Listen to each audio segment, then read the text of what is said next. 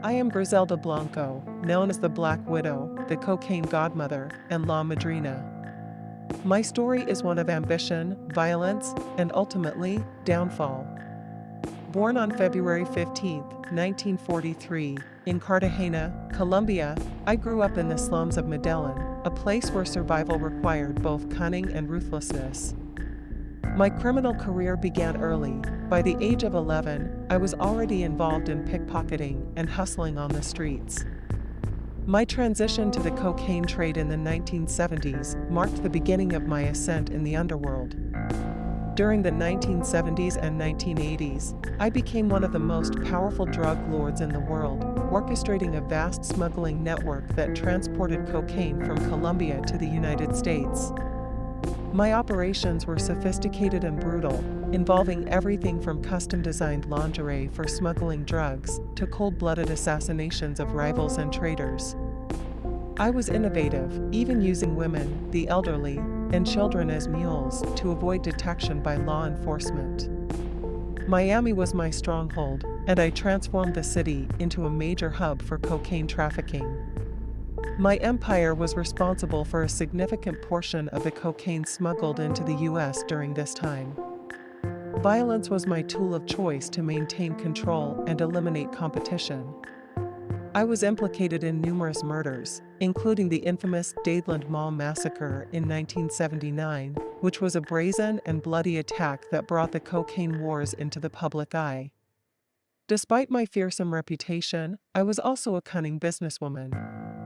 I cultivated relationships with corrupt officials and employed a network of loyal henchmen to ensure the smooth operation of my empire.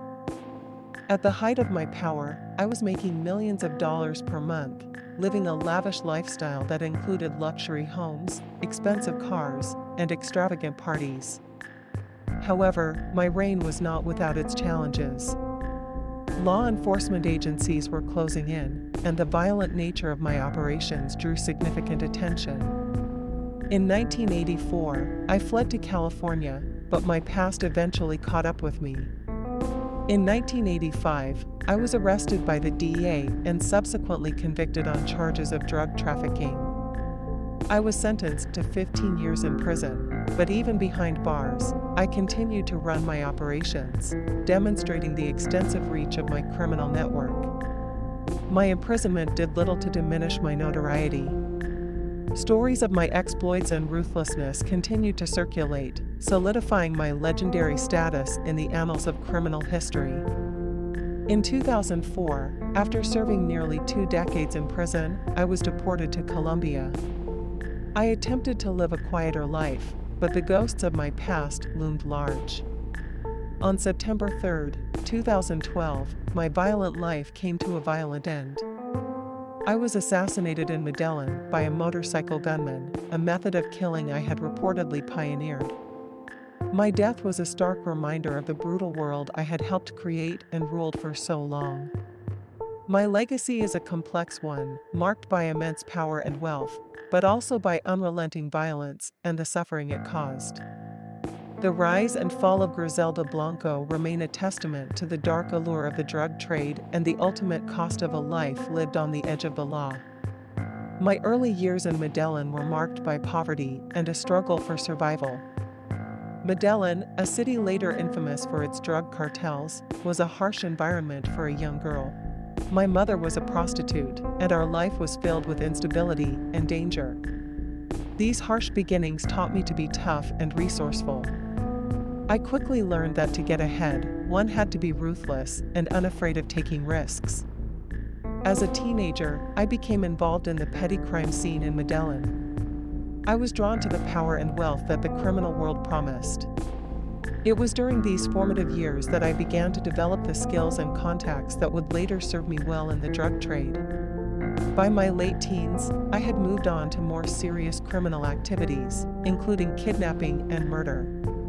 These early experiences hardened me and prepared me for the violent world of drug trafficking.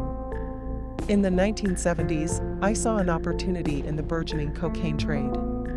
Cocaine, derived from coca plants grown in the Andes, was becoming increasingly popular in the United States. I recognized the potential for enormous profits and began to establish connections with cocaine producers in Colombia. My entry into the cocaine business marked the beginning of my rise to power. I moved to the United States, settling in New York City, where I began to build my drug empire. The early years were challenging, but my ruthlessness and business acumen soon paid off. I was one of the first to realize the potential of using commercial airlines to smuggle cocaine into the US. I developed ingenious methods for hiding the drugs, including sewing them into the linings of clothing and luggage. My operations expanded rapidly, and soon I was overseeing a vast network of smugglers and dealers. Miami became the epicenter of my operations in the 1980s.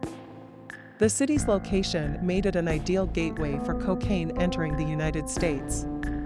I established a stronghold in Miami, and my influence quickly grew. The city was soon awash in cocaine, and with it came violence and corruption. I ruled with an iron fist, eliminating rivals and anyone who posed a threat to my business. My reputation for brutality was well earned, and I became one of the most feared figures in the drug trade. My personal life was as tumultuous as my professional one. I was married multiple times, and my relationships were often marked by violence and betrayal. My husbands were either involved in my drug operations or became victims of my ruthless ambition. My nickname, the Black Widow, was a reflection of the deadly fate that often awaited those close to me. Despite the chaos and violence, I managed to maintain a facade of normalcy. I was a mother to 4 sons, and I tried to provide them with a better life than the one I had known. However, the world I created eventually ensnared my children as well. My oldest son, Dixon, was killed in Colombia, and my other sons were also involved in criminal activities. The cycle of violence and crime seemed unbreakable. By the mid-1980s, my empire began to crumble. The U.S. government intensified its efforts to combat the cocaine trade, and law enforcement agencies were closing in on me. In 1984, after a series of bloody encounters with rival cartels and law enforcement, I fled to California. However, my past caught up with me, and in 1985, I was arrested by the DEA. My trial was a media sensation, and I was convicted of drug trafficking and sentenced to 15 years in prison. Even behind bars, my influence persisted. I continued to run my operations from prison, maintaining contact with my associates and managing my business. My ability to operate from behind bars was a testament to the extensive reach of my network and the loyalty of my followers. However, my time in prison also marked the beginning of my decline. In 2004, after serving nearly 2 decades in prison, I was released and deported to Colombia. I returned to a country that had changed significantly since I had left. The Colombian government had intensified its efforts to combat the drug trade, and many of my old associates were either dead or imprisoned. I attempted to live a quieter life, but the past was never far behind. My death in 2012 was a violent end to a violent life. As I left a butcher shop in Medellin, a motorcycle gunman shot me twice in the head. The method of my assassination was ironic, given that I had pioneered the use of motorcycle assassins during my reign. My death was a reminder of the brutal world I had inhabited and the many enemies I had made. My legacy is a contentious one. To some, I am a symbol of the excesses and violence of the cocaine trade. My life story has been the subject of numerous books, documentaries, and even a television series. I am often portrayed as a ruthless and cunning businesswoman who rose to power in a male-dominated world. To others, I am a cautionary tale of the destructive power of ambition and the inevitable downfall that accompanies a life of crime. In the end, my story is a complex one, marked by both incredible success and devastating failure. I rose from the slums of Medellin to become one of the most powerful drug lords in the world, but my empire was built on violence and treachery. My life was a constant struggle for power and survival, and in the end, it was this very struggle that led to my downfall.